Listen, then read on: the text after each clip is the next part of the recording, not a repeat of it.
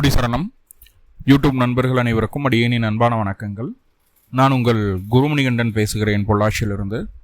இந்த பதிவில் ரொம்ப முக்கியமான விஷயம் பார்க்க போகிறோம். என்னென்னா, இந்த ஜூலை மாதம் 4ஆம் தேதி இரவு 7:15 ஜூலை மாதம் 11ஆம் தேதி இரவு வரைக்கும் கொஞ்சம் சில விஷயங்களில் எல்லா ராசிக்காரங்களும் பொதுவாக கேர்ஃபுல்லாக இருக்க வேண்டிய ஒரு அமைப்பு இருக்குது. அதில் மேச ராசியான உங்களுக்கு இந்த காலகட்டம் எந்தெந்த விஷயங்களில் கவனமாக இருக்கணும் அப்படிங்கிறத டீட்டெயில்டாக அந்த பதிவில் பார்க்க போகிறோம். ஸோ இதுக்கு ஏதாவது செஞ்சு இதை நிவர்த்தி பண்ணிக்கலாமான்னா அப்படியெல்லாம் ஒன்றுமே பண்ண முடியாது. நிவர்த்தி பண்ணுறதுக்கு உண்டான ஒரு சூழ்நிலைகள் இல்லை. அப்போது நம்மளுக்கு எதில் கவனமாக இருக்கணும் அப்படிங்கிற விஷயத்த தெரிஞ்சுக்கிட்டோம் அப்படின்னா, ஸோ அந்த மாதிரியான சூழ்நிலைகள் நம்மளுக்கு நடக்கும்போது கொஞ்சம் உஷாராக இருந்துக்கலாம். ஒரு அவேர்னஸ்ஸான பதிவாக தான் இது நான் பார்க்குறேன். ஸோ இப்படி இருக்குது, முன்னாடியே நம்மளுக்கு தெரிஞ்சிருச்சு அப்படின்னா ஓகே ரைட். இதுலேருந்து நம்ம எப்படி நம்மளை காப்பாற்றிக்கிறது, அதில் எப்படி கடந்து போகிறது அப்படிங்கிறத பற்றின பதிவு.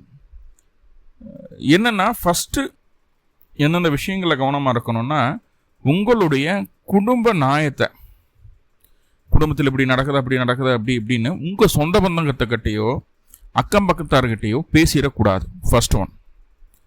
ரெண்டாவது ரொம்ப முக்கியமான விஷயம், சந்தோஷமான சூழ்நிலையோ அல்லது துக்கமான சூழ்நிலையோ யாருக்கும் இந்த காலகட்டம் வாக்குறுதி கொடுத்துடாதீங்க. நான் அதை செஞ்சு காட்டிடுவேன், அதை பண்ணிடுவேன், பிடிச்சிடுவேன் அப்படின்னு வாக்குறுதி கொடுத்துடாதீங்க. அதே நேரத்தில் யாரையும் சபிக்கக்கூடாது. அந்த காலகட்டம் யாரையும் சபிக்கக்கூடாது. ஒரு நல்ல பழக்க வழக்கத்தை மேற்கொள்ள நினைக்கிறீங்க, அதை இந்த காலகட்டம் ஸ்டார்ட் பண்ணுறதுக்கு உண்டான வாய்ப்புகள் இருந்தால் அதை பண்ணுறேன்னு சொல்லி முயற்சி எடுத்து அதை பண்ணக்கூடாது. நல்ல பழக்க வழக்கங்கள்னால் ஒன்றும் இல்லை, வாக்கிங் போகிறது, டயட் இருக்கிறது. முக்கியமாக அந்த டயட் இருக்கிறவங்களுக்கு தான் அந்த விஷயத்தை சொல்கிறேன். ஏன்னா டயட் இருக்குங்கிற பேர் வழியில் நம்ம இதைன்னு நிறைய ஸ்கிப் பண்ணி உடம்பை ஃபிட் பண்ணுறோம் அப்படிங்கிறது மைண்ட் செட் பண்ணிவிட்டு உடம்பில் உள்ளே இருக்கக்கூடிய இன்னர் ஆர்கனுக்கு உண்டான தேவையான எனர்ஜி கிடைக்காம போய் ஒவ்வொரு ஆர்கனாக பாதிப்படையக்கூடிய ஒரு சூழ்நிலை உருவாயிரும். முதல்ல குடலில் புண்ணு வர்றதுலேருந்து, லிவர் மெட்டபாலிசம் கம்மியாகிறதுலேருந்து, இது எல்லாம் ஒவ்வொன்றா நடக்கும். ஸோ 4ஆம் தேதி இரவு 7:15 11ஆம் தேதி இரவு முழுவதுமே அந்த காலகட்டங்களில் கிட்டத்தட்ட ஒரு 7 நாள் ரொம்ப ரொம்ப கவனமாக இருங்க. இந்த மாதிரியான புது பழக்க வழக்கங்களை எடுத்துக்கவே கூடாது கண்டிப்பாக. வேறு என்னென்னவெல்லாம் அப்படின்னு சொல்லி பார்க்கும்போது, சார் எங்கிட்ட இவ்வளோ பணம் இருக்குது, எங்கிட்ட இவ்வளோ வருமானம் இருக்குது, எங்கிட்ட இவ்வளோ நகை சேர்த்து வச்சுருக்கேன் அப்படிங்கிற விஷயம் உங்களை அறியாமல் நீங்கள் வெளியில் சொல்கிற மாதிரியான ஒரு சூழ்நிலைகளை சொல்லுது. அதை நம்ம மனசுக்கு பிடிச்ச மாதிரி 4 பேர் 4 விஷயத்தை பேசிட்டாங்க அப்படின்னா நம்ம எல்லாம் உளறி கொட்டிடுவோம் அந்த காலகட்டம். ஸோ அந்த லூஸ் டாக் கூடாது.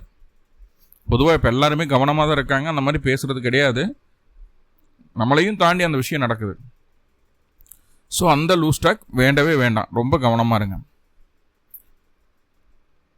அடுத்ததாக நல்லா புரிஞ்சுக்குங்க, கணவன் மனைவிக்குள்ள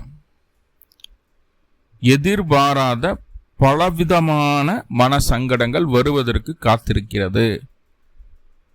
கண்டிப்பாக உங்களுடைய வாழ்க்கை துணை உங்களுக்கு பிடித்தார் போன்ற செயல்களை செய்யணும் அப்படின்னு நினைப்பாங்க. ஆனா உங்களுக்கு பிடிச்ச விஷயம் அந்த சூழ்நிலையில உங்களுக்கு பிடிக்காம போயிடும். அது 2 பேர்த்துக்குள்ள பெரிய கிளாஸை கொடுத்துரும், பெரிய கிளாஸை கொடுத்துரும், ஒரு திருப்தியற்ற மனநிலைமையை கொடுத்துரும். எதுக்கடா கல்யாணம் பண்ணோம் அப்படிங்கிற ஒரு எண்ணத்தை கொடுக்கும். இப்படி இல்லைன்னா கொஞ்சம் பிரிஞ்சிருக்கலாம் அப்படிங்கிறத கொடுக்கும். முக்கியமாக கணவன் மனைவிக்குள்ள பிரிவினையை ஏற்படுத்தக்கூடிய ஒரு மிகப்பெரிய ஒரு காரணமாக அந்த 7 நாட்கள் இருந்துடும். ஸோ அந்த டைமில் தான் பெரிய விஷயம் வெடிக்கும் வெளியில். உங்களை பற்றின அதாவது உங்களுடைய வாழ்க்கை துணையை பற்றின சில உங்களுக்கு தெரியாத விஷயங்கள் உங்களுக்கு காதுக்கு வரும். கூட்டத்தில் கத்திச்சோறு அவுக்கிற மாதிரி. இப்போ நம்ம கொஞ்சம் அப்நார்மல் ஆகிட்டு அவசரப்பட்டு தேவையில்லாத முடிவுகளை எடுத்துடுவோம். ஸோ அதான் மட்டும் தவிர்த்துக்கணும் இந்த காலகட்டம், ரொம்ப முக்கியம் அது. ரெண்டாவது, பிஸ்னஸ் பார்ட்னர்ஷிப்பில் போயிட்டுருக்கு, தனித்து நீங்கள் பண்ணலை, பார்ட்னர்ஷிப்பில் போயிட்டுருக்குன்னா பார்ட்னர் உங்களை விட்டு விலகி போகிறக்கோ அல்லது எக்கனாமிக்கலாக உங்களை பெரிய விஷயத்தில் ஏமாத்துறதுக்கோ வாய்ப்புகள் உண்டு. ஸோ அதற்கான ஒரு இனிஷியேஷன், அதாவது ஸ்டார்டிங் பாயிண்ட் இந்த 7 நாட்கள் உங்களை அப்படியே எப்படியாவது உங்களை அவங்களுடைய வலைக்குள்ளே விலக வச்சுருவாங்க. கவனமாக இருங்க. பார்ட்னர்ஷிப்பில் இருக்கிறவங்க ஒன்றும் பிரிஞ்சு போயிட்டா தப்பில்லை, மறுபடியும் சேர்த்துக்கிடலாம். ஆனால் இந்த மாதிரி ஏமாற்றணும்னு மனநிலைமையில் இருந்து உங்கள்கிட்ட செயல்படக்கூடிய நபர்களை கொஞ்சம் பாதுகாப்பாக நல்லா இருசாமி அப்படின்னு சொல்லி அவங்கள அப்படியே சேஃப் கார்ட் பண்ணி உட்கார வச்சுருங்க. எங்கிட்ட வராத அப்படின்ற மாதிரி. இல்லைன்னா நாளை தள்ளி போடுங்க. 11ஆம் தேதி வரைக்கும் அப்படி இருக்கும். அதுக்கப்புறம் அந்த மைண்ட் செட் மாறு 12, 13 போது கொஞ்சம் அவங்களே ரியலைஸ் பண்ணிக்குவாங்க. ஸோ இப்போ நாட்களை தள்ளி போடுங்க. வெளியூர், வெளிமாநிலம், வெளிநாட்டில் இருக்கக்கூடிய நபர்கள் உங்களை சுற்றி இருக்கிறவங்க கூடயோ வேலை செய்யக்கூடிய இடத்துல இருக்கக்கூடிய நபர்கள் கூடயோ தேவையில்லாத வாக்குவாதத்தை தவிர்த்துக்கணும். இல்லைன்னா நீங்கள் அங்கே சம்பாதிக்கக்கூடிய சம்பாத்தியம் ஏதோ ஒரு வகையில் லாஸ் ஆகிறதுக்கோ அல்லது அது உங்களுக்கு பயன்படாமல் போவதற்கோ வாய்ப்புகளை சொல்லுது. ஸோ அந்த விஷயத்தில் கவனமாக இருங்க. ரைட். நிறைய மேசராசி என்பவர்களுக்கு இந்த காலகட்டம் காதலில் தோல்வியோ சண்டையோ பிரச்சனையோ பிரிவினையோ வருவதற்கு வாய்ப்புகளை சொல்லுது. மனம் விரும்பிய ஒரு நபர், நீங்கள் அவங்கள முழுசாக நம்புறீங்க, 100க்கு 100% அவங்கள நம்புறீங்க. ஆனால் அவர்களால் ஏமாற்றத்தை சந்திக்கிறீங்க. இதுக்கு முன்னாடி எவ்வளோ நம்புனீங்களோ அந்த அளவுக்கு அவநம்பிக்கை ஆக போகுது இனிமேல் வரக்கூடிய காலகட்டங்களில், காதல் நட்பில் கூட. ஸோ கவனமாக இருங்க. குழந்தைக்காக IVF மற்ற விஷயங்களுக்கு போகிறீங்கன்னா அது சக்ஸஸை கொடுக்குது இந்த டைம். ரைட். இப்போது கண்ணு சம்மந்தமான பிரச்சனை இருக்கக்கூடிய நபர்கள், அது சம்மந்தமான ஆப்ரேட் பண்ணணும், பிடிக்கணும், அதில் இருக்கக்கூடிய விஷயம் ஏதாவது உங்களுக்கு பாதிப்பு தரக்கூடிய விஷயங்கள் உங்கள் உடலை விட்டு நீக்கணும்னா அது அற்புதமான காலகட்டம் இது. அதுக்கு பயன்படுத்திக்கிடலாம். ரைட். இப்போ என்னென்ன விஷயங்களில் கவனமாக இருக்கணும், எதெல்லாம் இப்போ ஸ்டார்ட் பண்ண வேணான்னு சொன்னனோ அதையெல்லாம் கவனமாக பார்த்துக்குங்க. ஏன்னா காரணம் என்னென்னா 4/7/2026 அன்னைக்கு 7:15 நைட்டு சுக்கிரன் கடகராசியிலேருந்து சிம்ம ராசிக்கு பயிற்சி ஆகிறார். சிம்மத்தில் கேது மக நட்சத்திரம் தன்னுடைய சொந்த நட்சத்திரத்தில் உட்கார்ந்துருக்கு. அந்த சுக்கிரன் அந்த கேதுவை கடந்து வர்ற காலகட்டம் 11/7/2026 அன்னைக்கு தான் அன்னைக்கு இரவு தான் கடக்கிறாரு. கிட்டத்தட்ட 7 நாட்கள். இந்த 7 நாட்கள் உலகளாவிய விஷயங்கள்லேயே நிறைய மாற்றங்களை சந்திக்க போகிறோம்.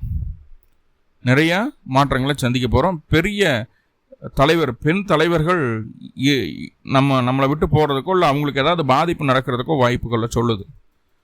ஸோ அப்படிப்பட்ட ஒரு சூழ்நிலை இருக்கிறதுனால உங்களுடைய ஜாதகத்தில் சுக்கிரனுடைய தசாபுத்தி அந்தரமோ கேதுவனுடைய தசாபுத்தி அந்தரமோ அல்லது சுக்கிரனுடைய நட்சத்திரங்களான பரணி, பூரம், பூராடம் அல்லது கேதுவனுடைய நட்சத்திரங்களான அஸ்வினி, மகம் மூலம் இந்த நட்சத்திரங்கள் இருந்து தசாபுத்தி நடத்தக்கூடிய கிரகங்கள் ஏதாவது இருந்தாலும் நான் சொன்ன விஷயங்களில் ரொம்ப கவனமாக இருங்க.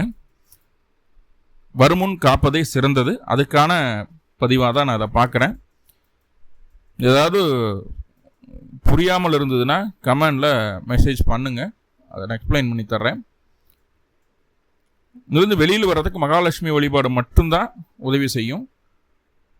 ஸோ அதை கொஞ்சம் ஜாக்கிரதையாக பார்த்துக்குங்க. எல்லா மேசராசி அன்பர்களுக்கும் கெடுதல் இல்லாத எல்லா விஷயங்கள்லையும் நன்மைகள் நடக்கணும்னு சொல்லி எல்லாம் பல பரம்பொருளை பிரார்த்தனை பண்ணிட்டு இந்த பதிவை முடிச்சுக்கிறேன். நன்றி நண்பர்களே, நன்றி. வாழ்வளமுடன். திருச்சிற்றம்பலம்.